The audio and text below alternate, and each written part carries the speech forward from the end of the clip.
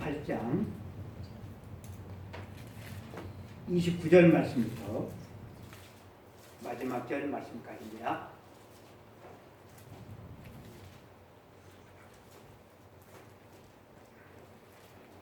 주보에도 세워놨으니까 주보를 보시면 될 것 같습니다. 다 함께 합독하시겠습니다. 왕이 이르되 젊은 압살롬은 잘 있느냐 하니라. 아히마아스가 대답하되 요압이 왕의 종 나를 보낼 때에 크게 소동하는 것을 보았으나 무슨 일인지 알지 못하였나이다 하니 왕이 이르되 물러나 거기 서 있으라 하며 물러나서 서 있더라. 구두 사람이 이르러 말하되 내 주 왕께 아랠 소식이 있나이다. 여호와께서 오늘 왕을 대적하던 모든 원수를 갚으셨나이다 하니 왕이 구두 사람에게 묻되 젊은 압살롬은 잘 있느냐? 구두 사람이 대답하되 내 주 왕의 원수와 일어나서 왕을 대적하는 자들은 다 그 청년과 같이 되기를 원하나이다 하니 왕의 마음이 심히 아파 문 위층으로 올라가서 우니라.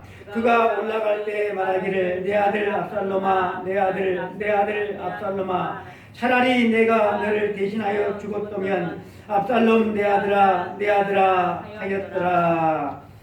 아멘. 우리가 읽은 이 본문 말씀을 가지고 다윗 이야기 16번째 다윗과 압살롬이라고 하는 제목으로 우리 모두가 마음을 열고 귀를 열어서 하나님께 주시는 귀한 말씀을 듣기를 원합니다. 아멘. 오늘 본문 말씀 마지막 절에 다윗의 울부짖음이 나와 있죠. 내 아들 압살롬아 내 아들 압살롬아 내가 차라리 너를 대신하여 죽었다면 압살롬 내 아들아 여러분 이것은 역사상 가장 애처롭고 가장 가슴을 찢는 처절한 통곡 가운데 하나가 되겠습니다. 이 처절한 탄식은 아들 압살롬이 에브라임 숲에서 살해되었다는 소식을 들은 다윗이 창자를 쥐어짜면서 외친 통곡입니다. 다윗만큼 죽음을 많이 목격한 사람은 이 세상에 그다지 많지 않습니다. 그는 수많은 죽음을 겪었습니다. 그러나 이 아들 압살롬의 사건처럼 강렬하고도 처절한 경험은 다윗의 일생 가운데서는 없습니다. 그것은 참으로 정말로 마시기 너무나도 힘든 쓰디쓴 잔이었습니다. 그 쓰디쓴 잔 앞에서 다윗은 어떤 마음이었을까? 그토록 많은 축복을 경험했고 그토록 많은 풍성한 기쁨을 누렸던 다윗. 주여 내 잔이 넘치나이다 고백했던 이 다윗이 아들의 반역과 그의 죽음의 쓴 잔을 받아 들었을 때 아버지 다윗은 과연 어떤 마음이었을까? 다윗은 아들의 배신과 그의 비참한 죽음 앞에서 아마 천여 년 후에 예수님께서 드리셨던 기도를 드리지 않았을까 싶습니다. 아버지 이 잔을 내게서 거두어 주십시오. 그러나 그 잔은 옮겨지지도 않았고 거두어지지도 않았습니다. 훗날 우리 주님이 그러하셨던 것처럼 다윗은 그 잔을 마지막 한 방울까지 다 마셔야만 했습니다. 새로울 것도 없지만 우리가 반복해서 확인할 필요가 있는 사실 하나가 있습니다. 우리가 예수님을 믿고 사는 삶을 산다고 해서 고통으로부터 예수님을 믿는 우리가 면제되는 것은 아니라고 하는 것입니다. 신자들이나 비신자들이나 똑같은 비율로 암에 걸립니다. 신자들이나 비신자들이나 똑같은 비율로 교통사고를 당합니다. 망치로 손가락을 치면 신자도 아프고 비신자도 똑같이 아픈 것은 진리입니다. 그런데 별로 이것은 유쾌한 일이 되지 못합니다. 신자가 되면 뭔가 현실적으로 확실한 이점이 따른다고 그렇게 약속할 수만 있다고 한다면 얼마나 여러분 좋겠습니까? 특별히 전도하는데 얼마나 여러분 이점이 되겠습니까? 그런데 그런 약속을 하는 인간이 있다고 한다면 사이비 교주이든지 사이비를 믿는 신도든지일 것입니다. 내 말대로만 하면 사업에 성공하고 모든 것이 잘 될 것이라고, 내 말대로만 하면 어떤 질병도 걸리지 않고 어떤 질병에 걸렸다 할지라도 다 낫게 될 것이라고, 이를 확실하게 해주겠으니 헌금만 더 내라고, 더 많은 투자만 하라고 이렇게 말하는 사람이 있다면 사기꾼이든지 사이비 교주일 것입니다. 이 사기꾼에 끌려다니는 사람들이 줄어들지 않는 것 같습니다. 지금도 곳곳에 이러한 사기꾼들이 판을 치고 있습니다. 최근에 뉴스를 보니까 범죄율이 줄어들지 않고 계속해서 늘어나는 종류의 범죄가 있다고 하더라고요. 그게 뭔지 아세요? 최 집사님? 그게 사기입니다. 사기. 아무리 큰 사기를 쳐도 최고 형량이 5년밖에 안 됩니다. 그래서 감옥에서 희낙낙거린다는 거. 그런데 이 사기 검거율이 갈수록 떨어진다는 거예요.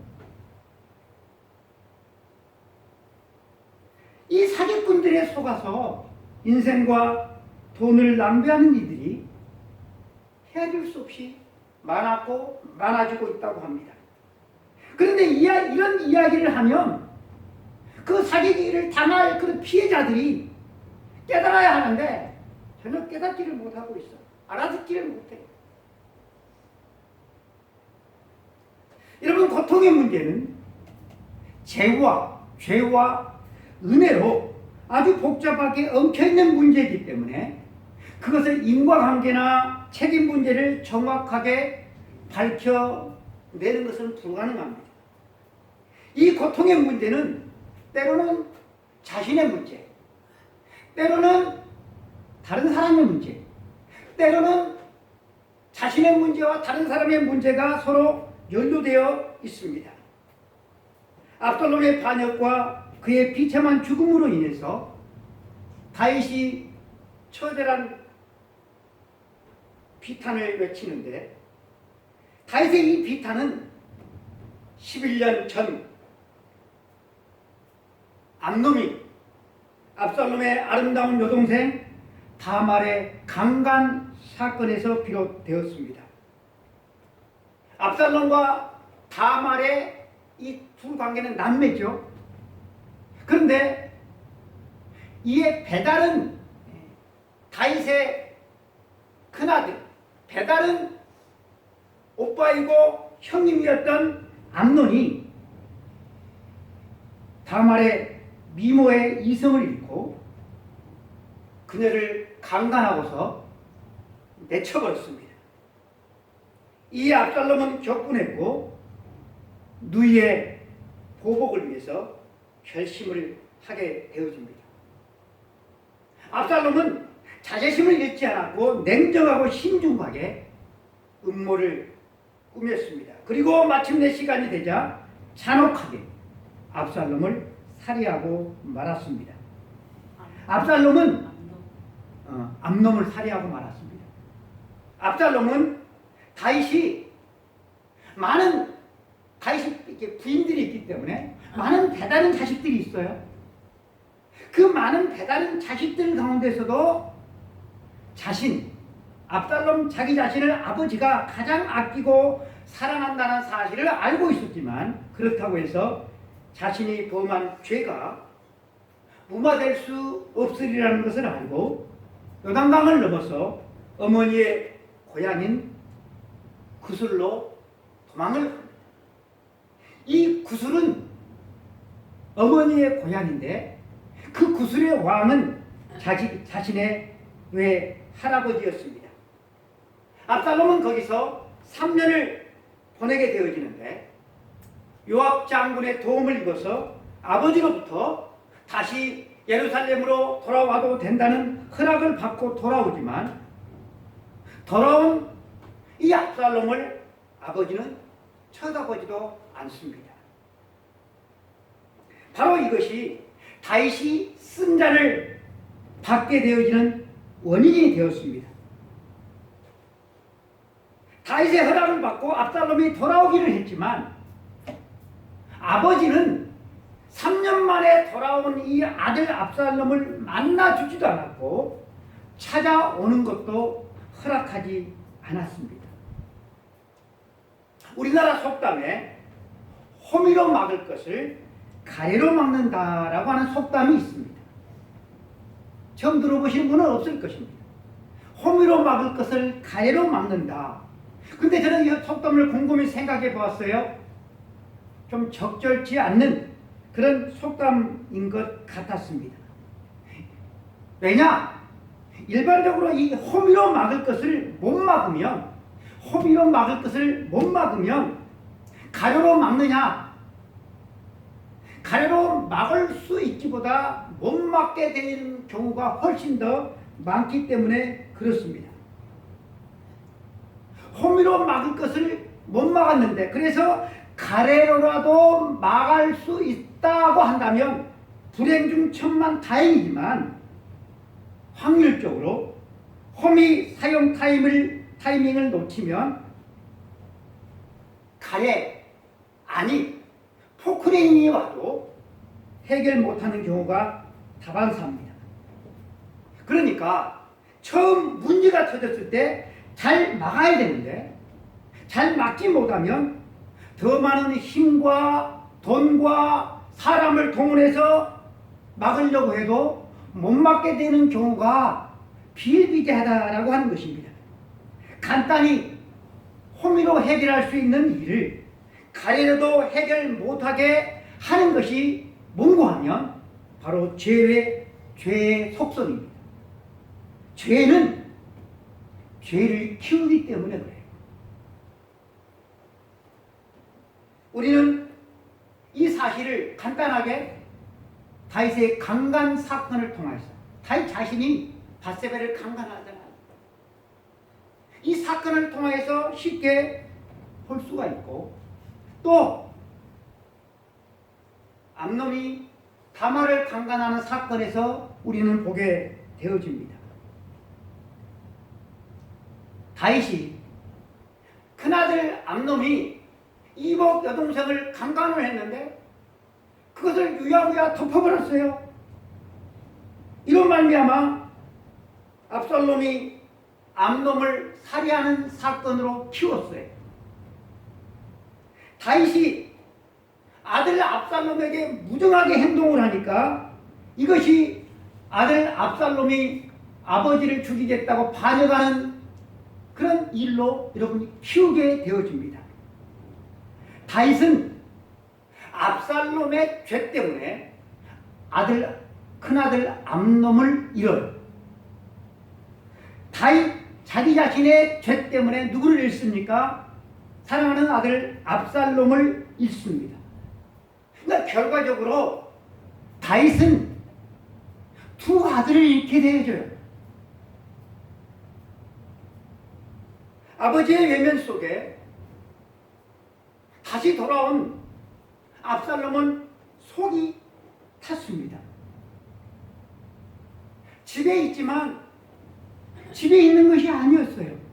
그런 아버지를 보기를 원했고 아버지로부터 인격적인 용서를 받기를 원했고 예전처럼 아버지의 사랑을 받기를 원했습니다. 그런 한 인간으로서 또 한 아들로서 생존을 위한 의식주 외에 더 중요한 것이 그에게는 필요했어요. 그게 뭐겠습니까? 아버지의 사랑과 아버지와 은혜로운 그런 원만한 관계였습니다. 압살롬은 처음에 3년 만에 예루살렘으로 돌아온 것이 너무나도 기뻤지만 점차 아버지와 척을 진 채로 괴로 살 수 없다는 사실을 그는 직감을 하게 되어집니다.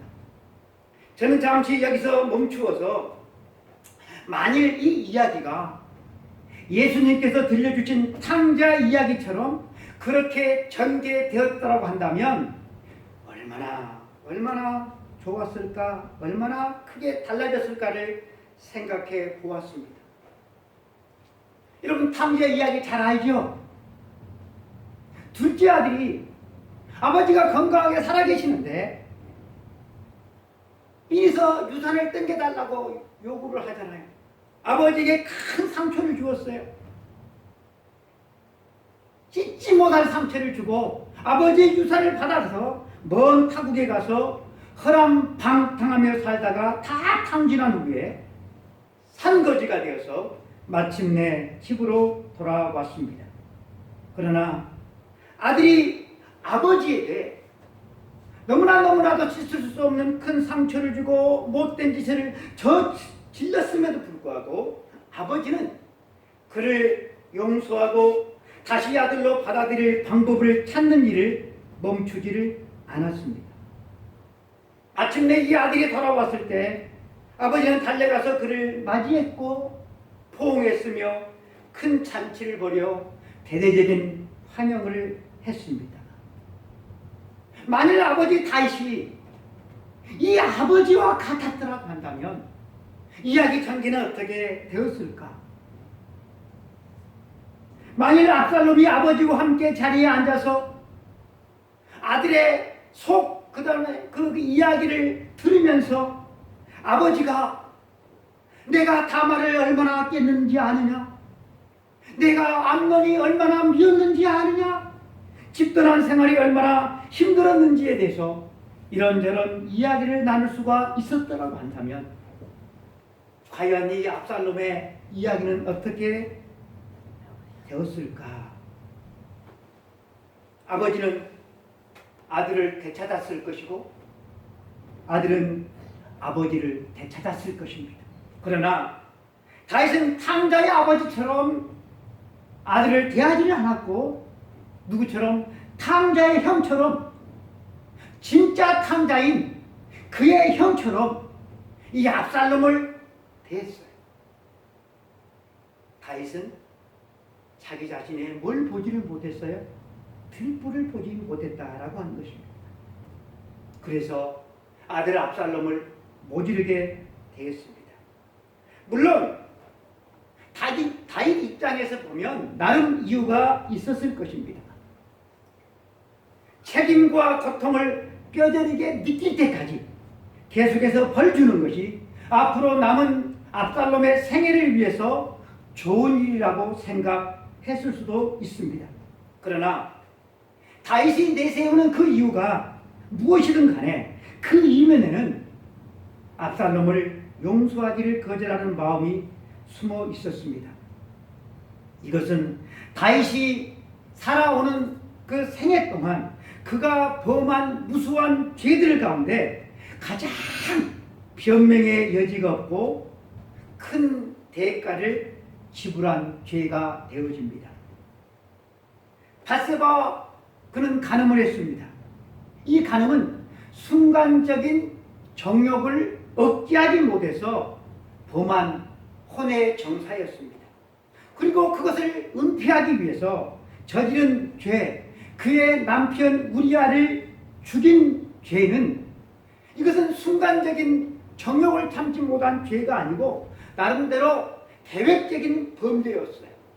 그런데 이 압살롬을 받아들이지 못하는 이 행위는 다윗 자신이 하나님으로부터 받아들였어요. 하나님으로부터 감당할 수 없는 무한한 은혜와 사랑을 받았어요. 그 하나님으로부터 받은 그 무한한 은혜와 사랑을 아들에게 베풀기를 지속적으로 거부한 죄였다라고 하는 것입니다. 여러분, 이 죄는 단단히 마음을 먹고 저지른 죄였어요. 좁은 궁궐 안에서 여러분 압살롬을 보지 않고 산다는 것은 이것은 거의 불가능에 가까워요. 정말로 영이 주도하지 않고서는 불가능한 일이었어요. 그런데 3년 동안 보지를 않아요. 3년인가요? 1년 이상 동안 보지를 않아요. 여러분, 우리들이 범한 죄는 어떤 것일까요? 우리들이 살면서 순간적인 정욕을, 그죠? 정욕적인 죄를 범할 수 있어요. 그리고 그것을 은폐하기 위해서 또 계획적인 또 범죄를 할 수 있어요. 그러나 우리들이 범하는 대부분의 죄는 바로 이것이에요. 내가 하나님으로부터 받은 그런 풍성한 그 은혜와 사랑을 지속적으로 베풀기를 거절하는 죄가 우리들의 죄 가운데서는 가장 많아. 가장 또 그것이 큰 죄입니다. 아버지와 가까워지길 희망을 포기한 이 압살롬은 스스로 이를 추진하기 시작합니다. 그는 자신이 당한 대로 갚아주기로 결심을 해요.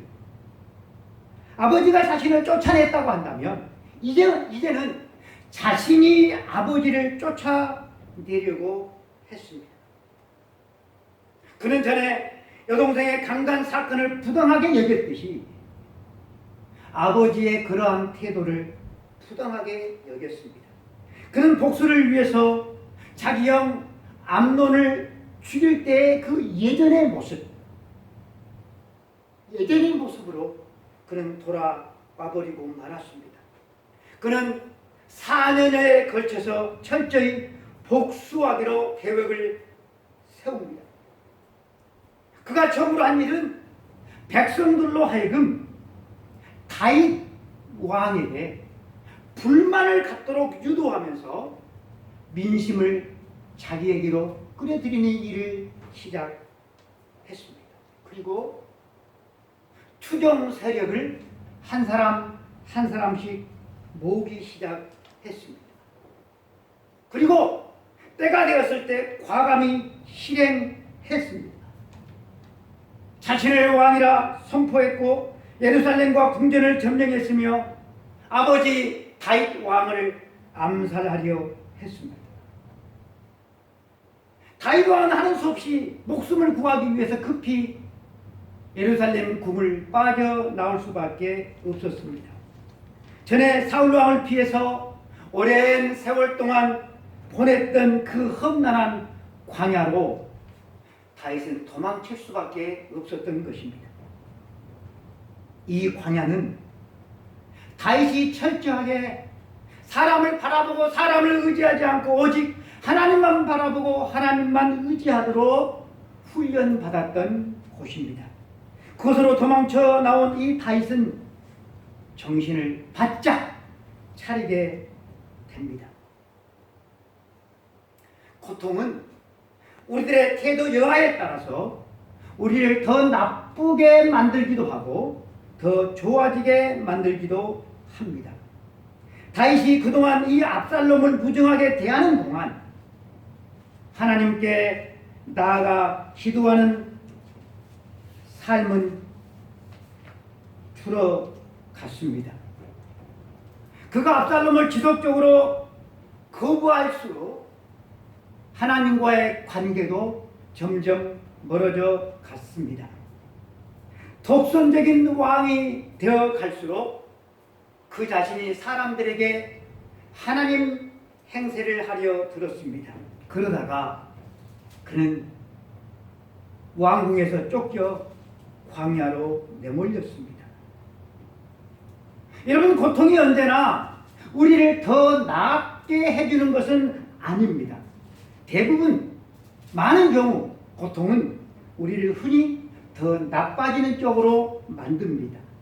그래서 이 고통이 다윗을 더 나쁘게 만들 수 있었습니다. 그러나 다윗은 그렇지를 않았어요. 이 고통으로 인해서 얼마든지 더 독선적이고 더 거만하고 더 사람을 믿지를 못하고 더 사람에게 사랑을 주지 못하는 폐쇄적인 사람이 될 수도 있었지만 다윗의 경우는 그렇지를 않았어요.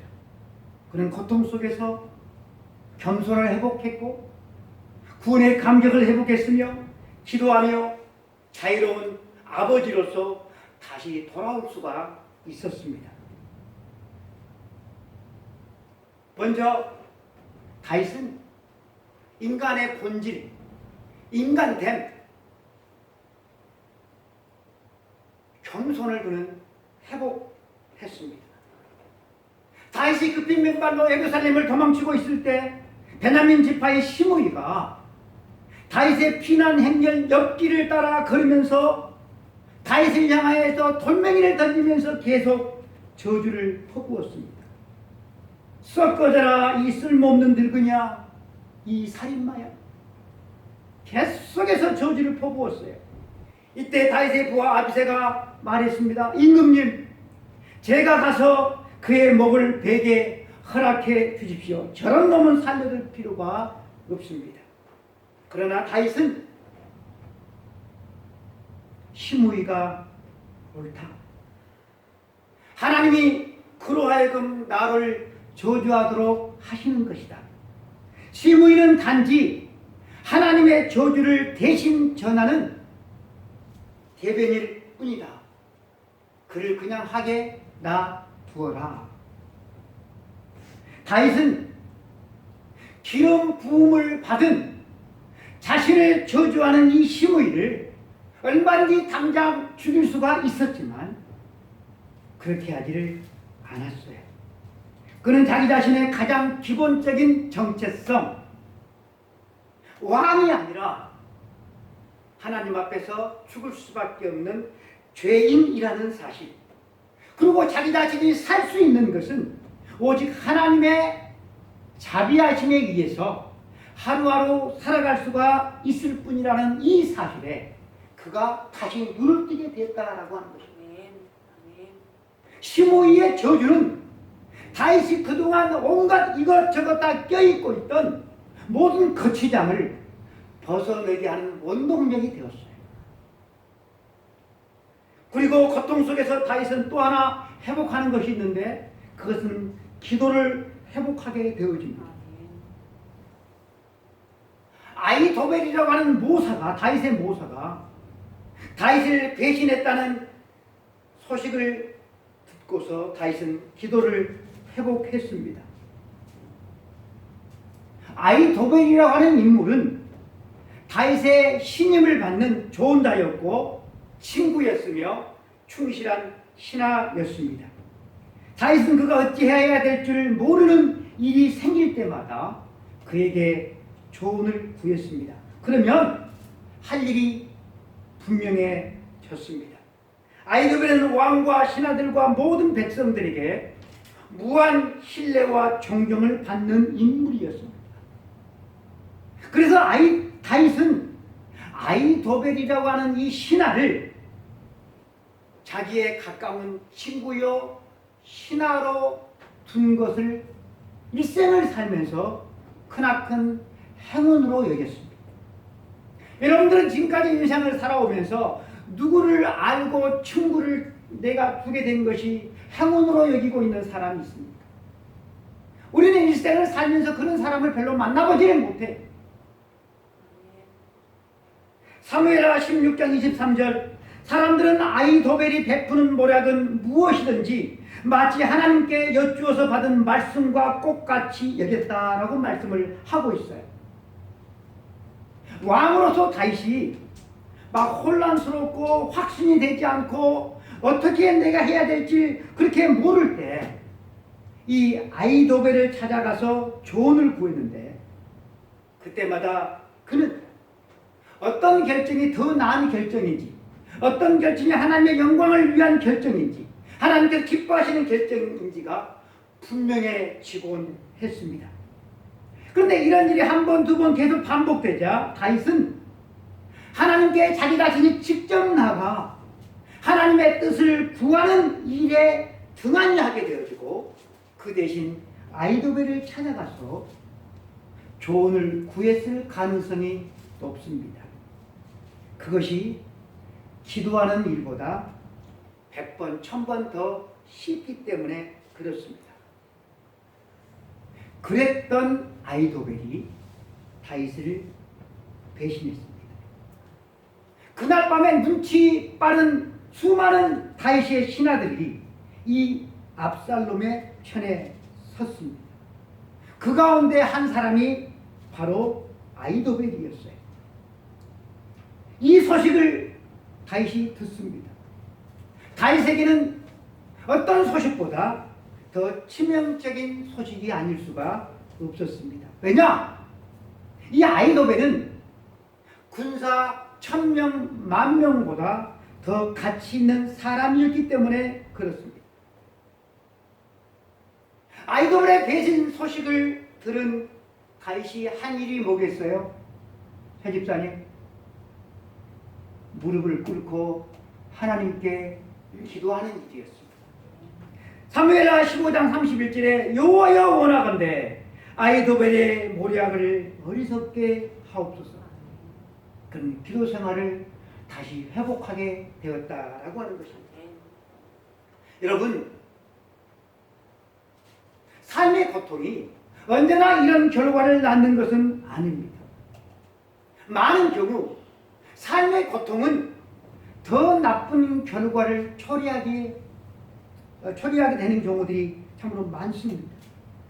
만약에 신자가 여러분이 삶에 큰 고통을 당했다고 한다면 그것이 나를 하나님께로 다시 이끄는 계기가 될까요? 하나님을 그저 떠나고 버리는 계기가 될까요? 여러분들 주변의 사람들은 어떤 것 같습니까? 성경에 보면 왕들이 시련과 고통 앞에서 하나님을 떠나요. 그래서 강대국으로 가요. 점쟁이에게로 가요. 점술사에게로 가요. 또 우상에게로 가는 그런 사실들을 성경은 우리들에게 증거하고 있죠. 그러나 다윗은 처절한 고통과 시련 속에서 누구를 찾습니까? 하나님을 찾습니다.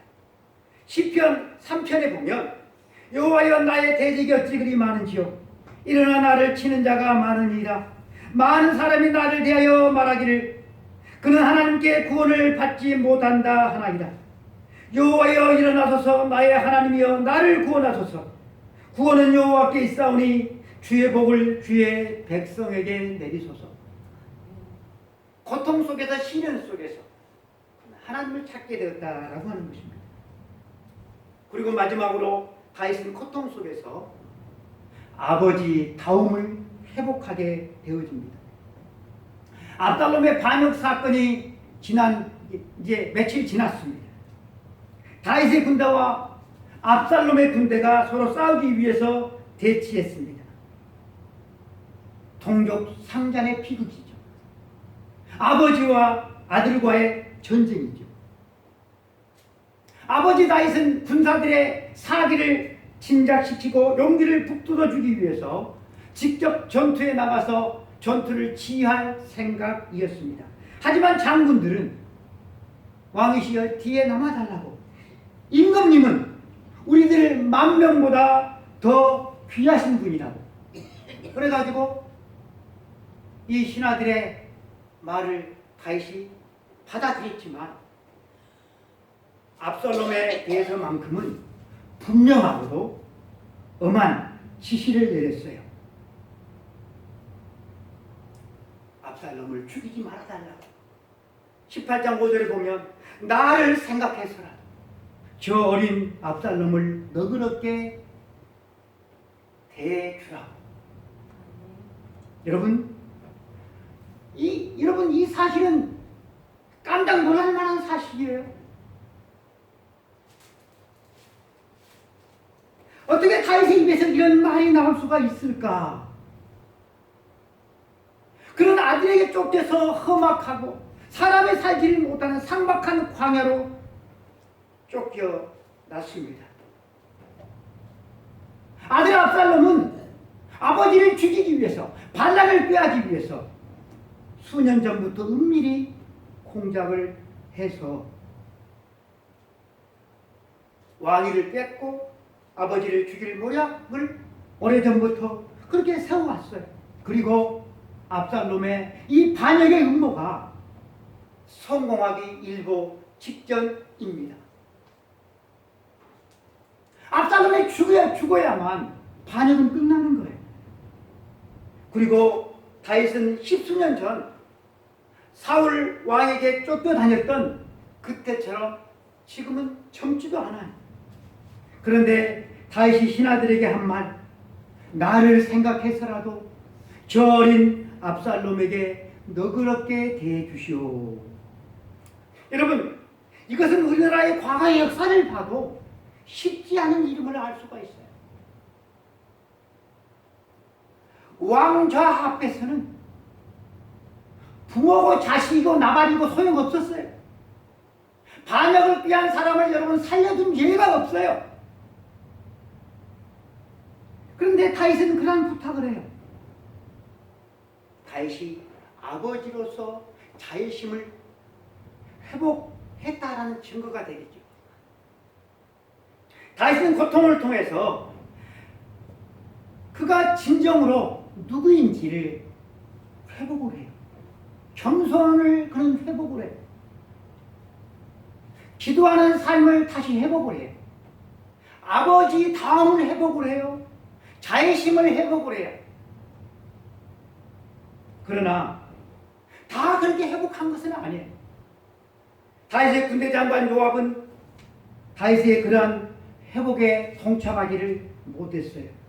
그는 다윗의 간곡한 요청에도 압살롬을 잔인하게 죽여버리고 말았거든요. 노새를 타고 달려가던 압살롬의 멋진 머리채가 나무 가지에 걸려버렸어요. 그런데 노새는 그냥 달려가고 머리채가 나무 가지에 달려서 압살롬은 대롱대롱 달려있어요. 그것을 처음 발견한 군인은 다윗 왕의 간절한 지시를 들었기 때문에 이 상황을 요압 장군에게 보고를 했는데 요압은 지체하지 않고 달려가서 잔인하게 무장 해제된 압살롬을 죽여버리고 말아요. 그 모습을 지켜보던 10명의 부하들도 한꺼번에 달려들어서 무자백에 그를 난도질해 버렸습니다. 다윗은 압살롬이 죽었다는 소식을 듣고 슬피 울었어요. 내 아들 압살롬아, 내 아들아, 내 아들 압살롬아, 너 대신 차라리 내가 죽을 것을 압살롬 내 아들아, 내 아들아 하면서 가슴을 찢는 통곡을 합니다. 자신을 죽이려고 반역했던 아들, 이 아들 대신 자신이 죽어야 했을 것이라며 탄식한 아버지 다윗. 하나님은 죄인 예수를 구원하기 위해서 당신의 독생자 예수님을 저주의 십자가에 못 박아 죽게 하셨습니다. 왜 나를 버리십니까? 살려주십시오. 부르짖는 아들의 처절한 부르짖음에 아버지는 침묵하셨습니다. 하나님은 누구를 위하여 당신의 아들을 십자가에 버리셨습니까? 과연 여러분들은 이 하나님의 사랑을 받을 만한 인간이 됩니까? 내가 하나님께서 희생하실 만한 그런 깜이나 됩니까? 나는 하나님이 기대를 하실 만한 그런 인간이 되냐라고 하는 것입니다. 여러분들은 하나님이 기대하실 만합니까? 지금도 하나님께서 여러분들에게 기대를 갖고 계실 것 같습니까? 스스로.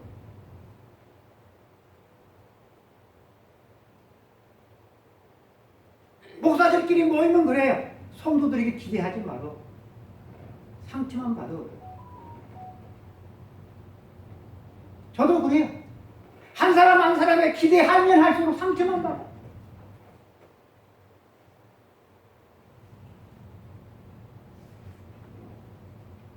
죽은 아들의 소식 앞에서 몸부림쳤던 아버지 다윗. 이 아버지 다윗이 이해되지 않는 분. 손들어 보세요. 우리는 이해할 수 있어요. 하지만 하나님 아버지의 사랑은 이해가 되지 않는 사랑입니다. 다윗은 아들에게 탕자의 아버지처럼 행하지 아니하고 둘째 형처럼 모질게 압살롬에게 대했습니다. 우리 또한 자식을 그렇게 대하는데 다른 사람에게 우리가 어떻게 대하는지 이것은 말할 필요가 없을 것입니다. 그러므로 여러분 우리도 동일하게 여러분 회복되어져야 될 것들이 있어요. 그것이 뭘까요? 가장 먼저는 구원의 즐거움이겠죠. 그리고 나라고 하는 존재가 어떤 존재인지, 건강이 회복하고 돈이 회복되어지고 가정이 회복되어지기 이전에 구원의 즐거움이 먼저 회복되어져야 돼요. 나의 낙연, 겸손을 우리는 회복해야 돼요. 그리고 기도를 회복해야 돼요. 그리고 아버지됨, 부모됨을 우리는 회복해야 할 것입니다. 우리는 오늘 마지막 찬송을 다 표현 못해도 나 표현하리라. 다 고백 못해도 나 고백하리라. 다 알 수 없어도 나 알아가리라. 다 담지 못해도 나 닮아가리라. 그 사랑 얼마나 아름다운지, 그 사랑 얼마나 날 부유하게 하는지, 그 사랑 얼마나 크고 놀라운지를, 그 사랑 얼마나 나를 감격하게 하는지 우리는 불렀습니다. 감비어 나오세요. 우리가 이해할 수 없는 사랑이에요.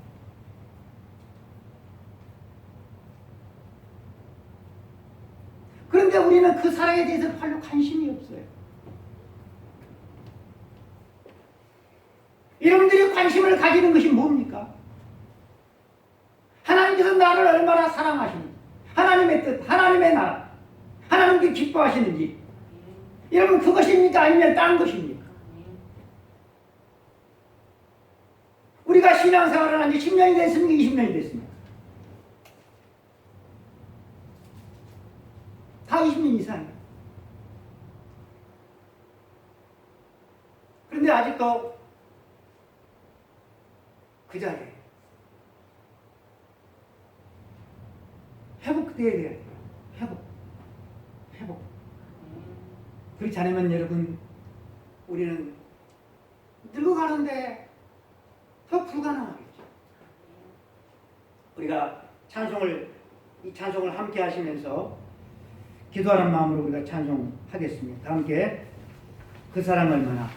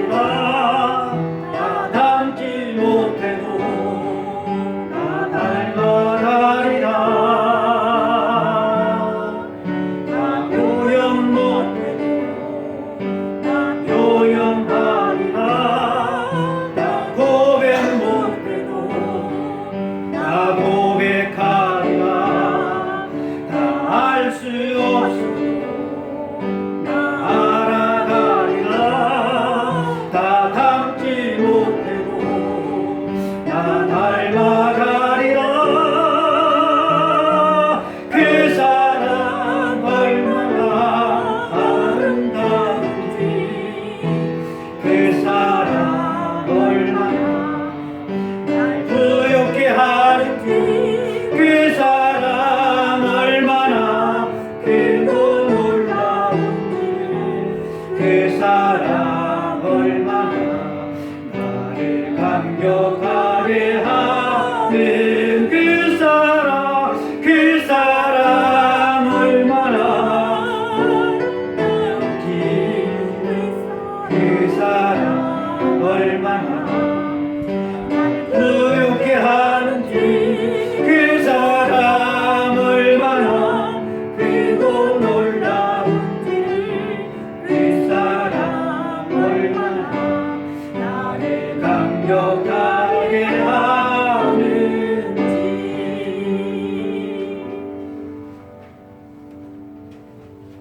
하나님 아버지,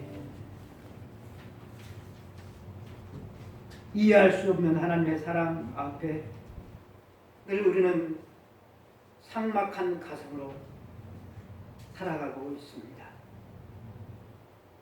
길가밭처럼 돌짝밭처럼 거칠어지고 딱딱해진 마음을 가지고 매번마다 예배를 드립니다. 예배가 지루하고 예배 시간에 예배에 집중을 하지 못하고 졸고 딴색하고 딴짓하고 그러다가 예배의 자리를 떠나서 세상과 하나가 되어서 살아갑니다. 예수님을 믿은 지 10년, 20년, 30년 이상이 되었지만